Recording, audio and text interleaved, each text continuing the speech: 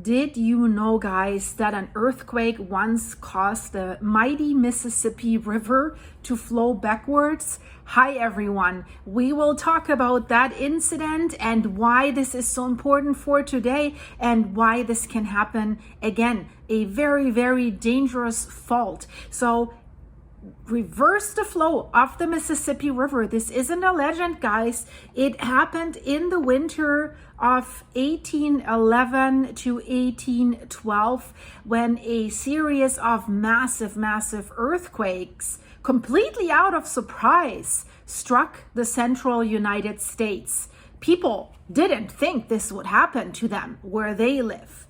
So these earthquakes have been so powerful that they have reshaped the land and changed the course of rivers. And they were felt across an entire continent. You hear me right. And your will is my command. In the comments, you often write, can you report about this? So here it is, guys. So I hope you watch this video till the end, share it with your friends, and leave it a like to promote this video. So we will look at this incredible, but also equally super scary story of the New Madrid earthquakes, how they have created geological chaos in the heartland of America, and most importantly, why this could happen again. So what happened in 1811, 1812? So between September 16th, 1811 and February 7th, 1812, 3 catastrophic earthquakes struck near New Madrid, Missouri. So the magnitudes were estimated between 7 and 8. And at that time, there was no surveillance. There were no seismographs, no GPS records, nothing, no sensors, no warning. But we have now written reports and also geological evidence that absolutely leave no doubt about the power that these earthquakes released. So the first earthquake happened on December 16th. It shook people out of their beds from St. Louis to Washington, D.C. And the second earthquake struck on January 23rd in 1812. And then the most violent earthquake of all happened on February 7th in 1812. This earthquake, guys, it's unbelievable. It was so intense that it caused this mighty Mississippi River to briefly reverse its direction. Imagine that. Eyewitnesses describe a mega violent shaking, ground opening, deep fissures, cracks opening, trees snapping like twigs, and also water coming out from the earth, like geysers opening up, coming out, like really end of days scenario for these people. And towns like New Madrid and Little Prairie were destroyed. They didn't know why. I mean, they knew why because of the earthquake, but why did these earthquakes happen there? I mean, you have to imagine this February earthquake, this February 7th earthquake has caused something, it's like a phenomenon that is almost impossible to believe. The Mississippi River began flowing backwards.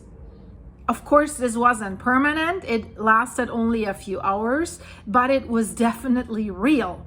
So the seismic waves that came from this strong earthquake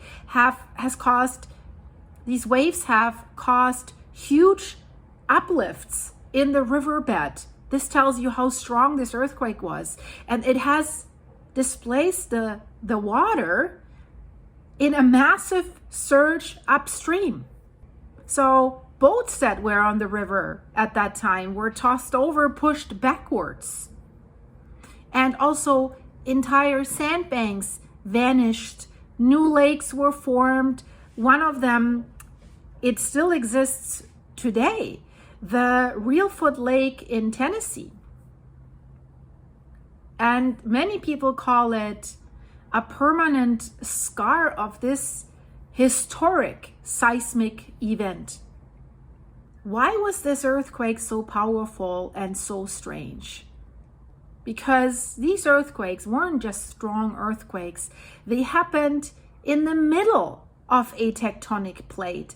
Usually we see that at the boundaries of tectonic plates, where two tectonic plates are sliding underneath each other, creating subduction zone earthquakes, or sliding alongside each other, San Andreas Fault, for example. But in the middle of a tectonic plate, not at the edge where we would expect them. That's what makes this, now we call it the New Madrid Seismic Zone, so unusual. In this zone, what is happening there? Basically, stress that is coming from the edges of the North American plate seem to accumulate along a reactivated fault system that is deep underground, one that was probably formed hundreds of millions of years ago. And nobody knew about this at that time. This area is covered with thick layers of sediment. You don't see it like you see the San Andreas Fault, for example. The seismic waves, because these thick layers are soft sediment, the seismic waves travel much farther than they do in places like California, for example.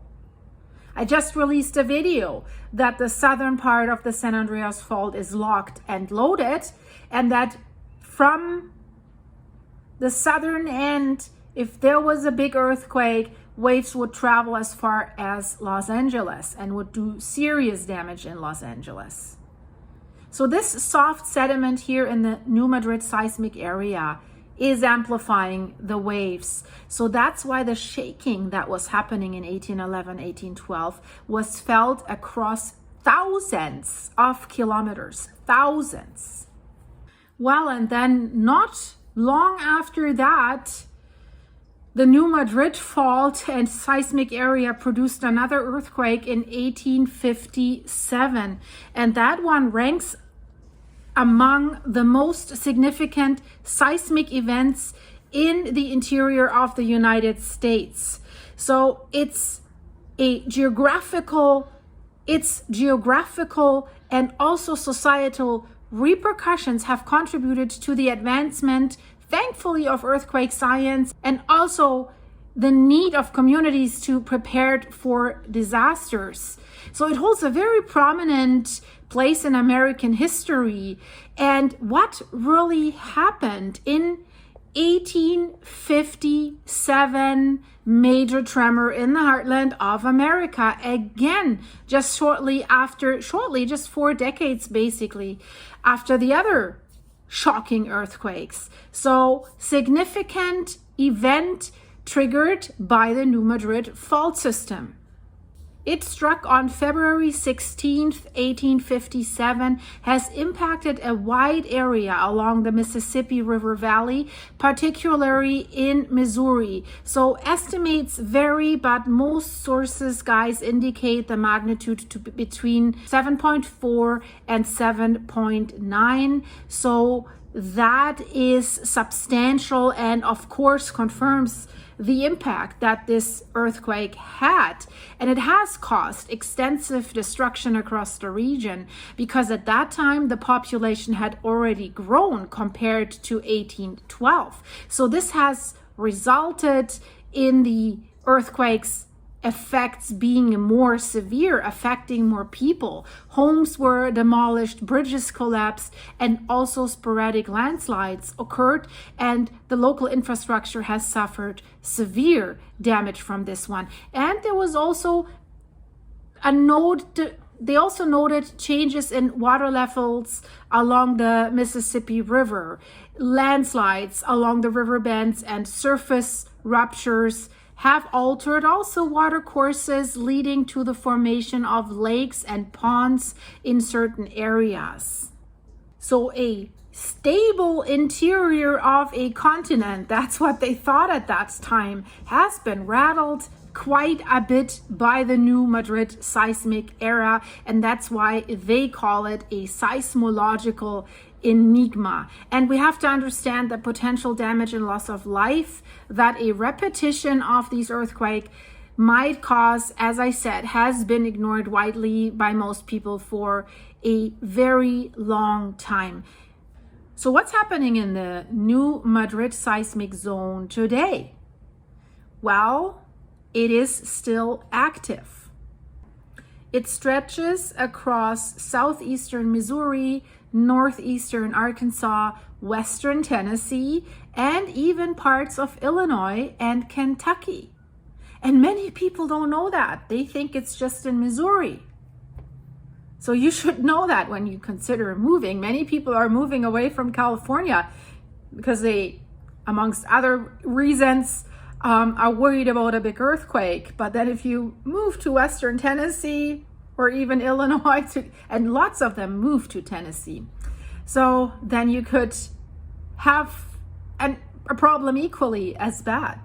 So the new Madrid fault produces earthquakes on a regular basis, produces around, thankfully small, 200 small earthquakes every year. And most of them, thankfully, are too weak to be felt.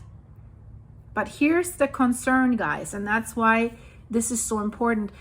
Geologists believe that a major earthquake, magnitude 6 or higher, has a 25 to 40% chance of occurring in this region within the next 50 years.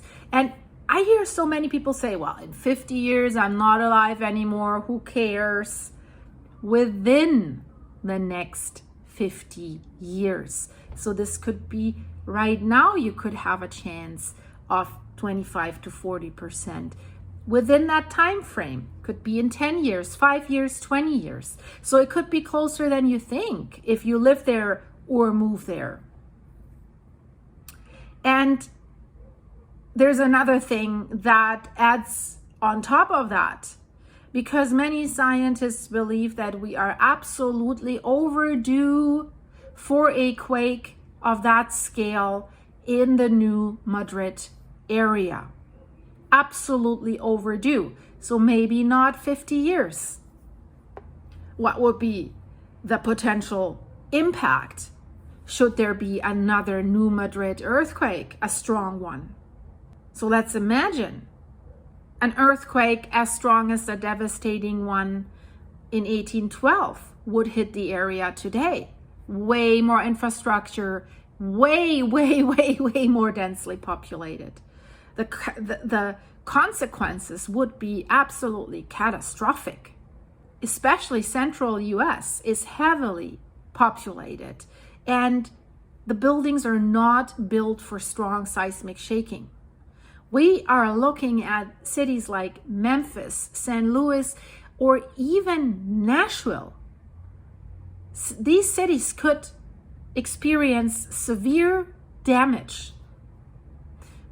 And on top of that, bridges could collapse, gas lines could rupture, power and water systems could be down for weeks. In winter, if it happens in winter, this could lead to an absolutely catastrophic humanitarian crisis. Emergency services would be overwhelmed. Major interstate routes like I-55, I-40, and I-70 could be blocked or destroyed. We always see the pictures when big earthquakes happen, how the roads are cracked and have different heights. You can't drive over them anymore. And if you compare it to California, which is still vulnerable to the big earthquake should the San Andreas Fault rupture, there's still a lot of buildings that are not retrofitted. But California has invested a lot in preparedness. But the New Madrid region and all these states that I mentioned, they have not invested enough in earthquake-resistant construction. So what we see the same that happened in the 1800s, flattened out villages and towns. So are we prepared for that? The answer is absolutely not really. And the thing is, the general public in this part of the United States is largely unaware of the risk. And this is the thing. Maybe people in Nashville know about the new Madrid earthquake and the problem, but they wouldn't think that this can stretch as far as Nashville. So they're largely unaware of the risk. So many buildings, especially older homes, are not retrofitted to survive even a moderate shaking. There are some emergency plans, they do exist, but the awareness is low. Yes, federal agencies and state governments have run some earthquake drills, but they're not happening very often. They're very sporadic. So the key to this would be individual preparedness. So people in this region should at least start to anchor tall furniture, know how to shut off their gas lines, store water and food for at least a week. I would say 3 weeks, 4 weeks. Practice drop, cover, hold on with family members, know where to drop and where not, where it's safe to cover. Also, schools, workplaces should talk to their employees about quake readiness. And if you live near or on the new Madrid seismic zone, it's time to act now, in my opinion. It's because like hurricanes, you have a warning. Earthquakes come without a warning, unfortunately. We still cannot predict earthquakes in a way that we could say within the next few hours it's going to happen for sure. The science is clear though, and that's the thing. The big one is coming, maybe not tomorrow, maybe not this year, but it will come. You can't prevent it, but at least we can try to be prepared. I'm also living in a zone where there could be the big one, the mega thrust earthquake.